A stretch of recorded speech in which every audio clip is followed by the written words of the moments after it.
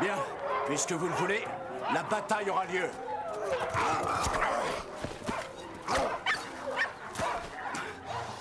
Aurait-il peur? Ce n'est pas normal.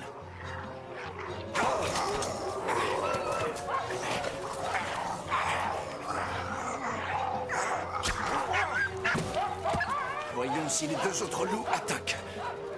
Alors, pas téméraire ce soir? Mon cher Vladimir, tu reposeras dans l'éternité blanche que tu as toujours aimée. À bientôt dans les horizons blancs. À nous deux. Tu nourriras les loups, mais je garderai ta peau.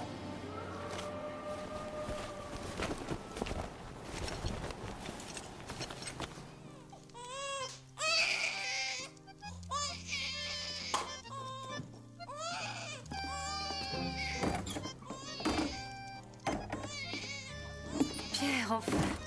C'est un garçon. Comme vous êtes beau.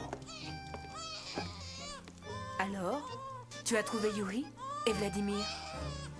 C'était le 40e ours de Vladimir. Et le mien aussi, d'ailleurs. Oh! Mais cet ours était immense! Vladimir n'a pas survécu. Oh! J'ai ramené son corps chez lui. Sa femme est en train de soigner Yuri. Je suis sûre que tu as fait tout ce que tu pouvais pour ton ami. Mais regarde, la vie t'en a donné un autre.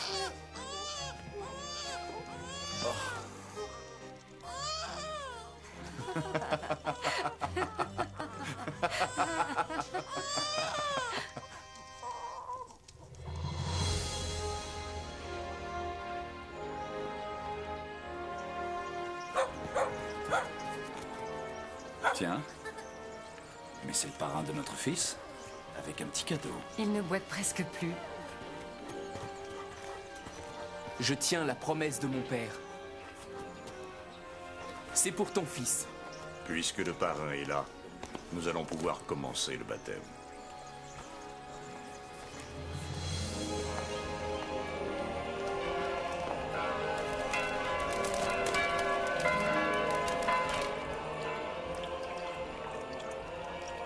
Je te prénomme Michel. Michel Strogoff.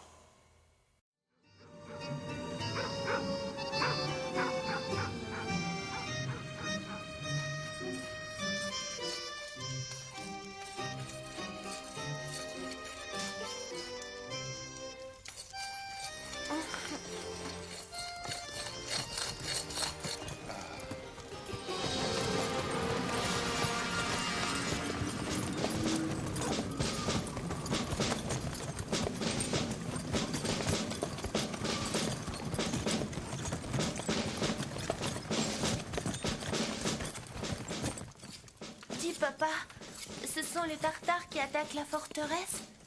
Ils viennent encore prendre des fusils et des canons? Ça doit plutôt être des renforts, au cas où les Tartares reviendraient se servir. Les enfants, n'ouvrez pas les volets tant que les tambours résonnent. C'est interdit. Papa, tu es déjà allé, toi, à la forteresse? J'y vais quelquefois leur livrer du foin pour les chevaux.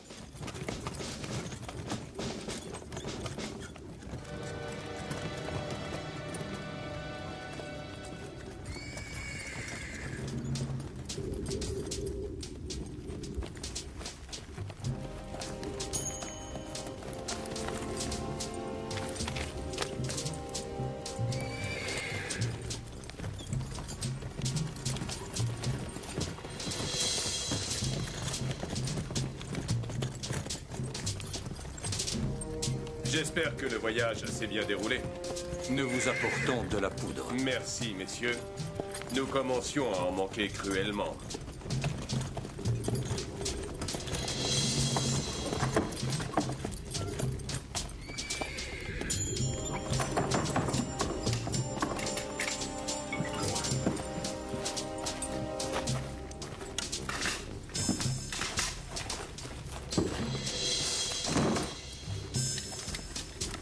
Canons. Il doit y avoir ici environ 300 soldats, une dizaine d'officiers et un cuisinier ivre. Fermez les portes de la poudrière! Ah, vous mangerez bien quelque chose avant de partir. Il me reste un excellent ragoût. Impossible, colonel. Nos ordres sont formels. Nous devons faire la jonction avec le général Petoyev. Dans ce cas, au revoir, messieurs, et que Dieu vous garde.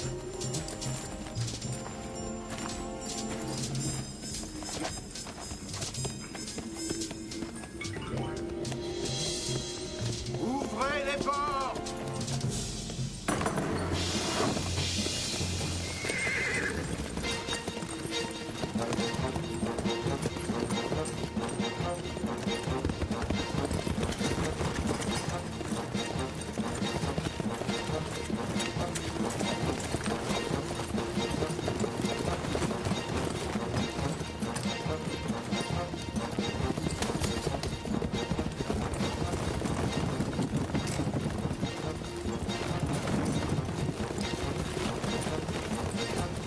Formez un cercle!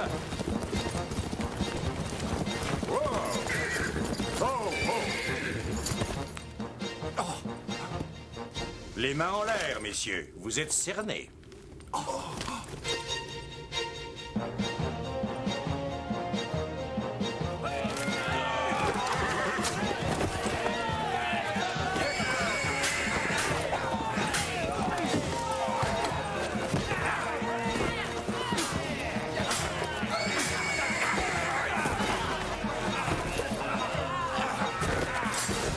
Descendez de ce chariot, vous deux.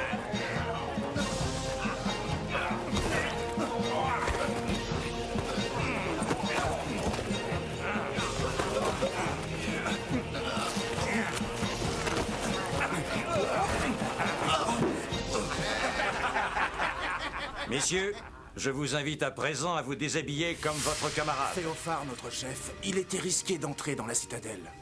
Tout s'est parfaitement passé selon nos plans. Demain, lors de l'attaque, nous arriverons par les côtés de la citadelle et nous volerons les canons. Après cette bataille chez Rogaref, nous célébrerons notre victoire. Vous serez officiellement le seul rescapé et vous irez porter la mauvaise nouvelle au tsar. Je sens que ces uniformes vont bien nous servir.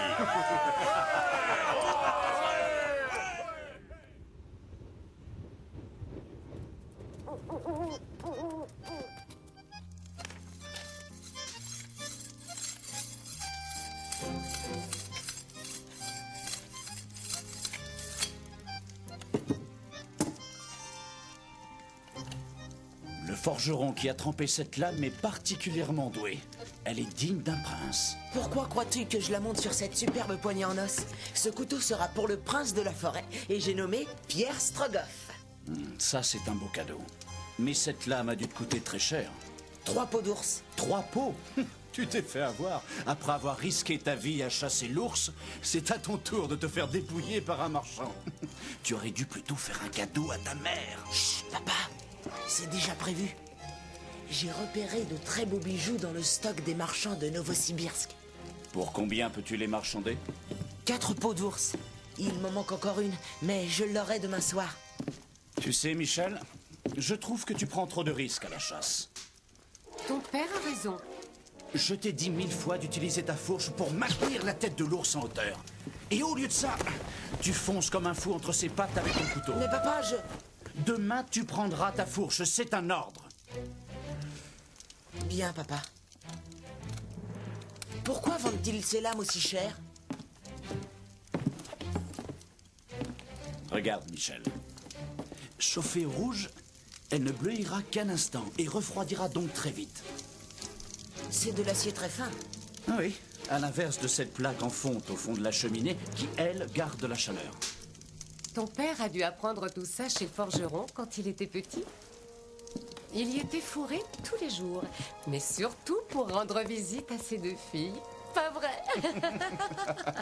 J'ai toujours apprécié la beauté féminine. Pour rien.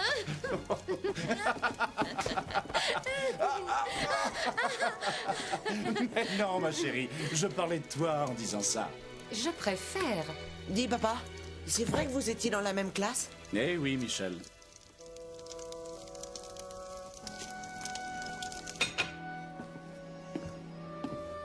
D'ailleurs, je me souviens qu'un jour, l'instituteur m'a surpris. Qu'est-ce que tu faisais? Les cheveux de ta maman étaient si longs, si blonds,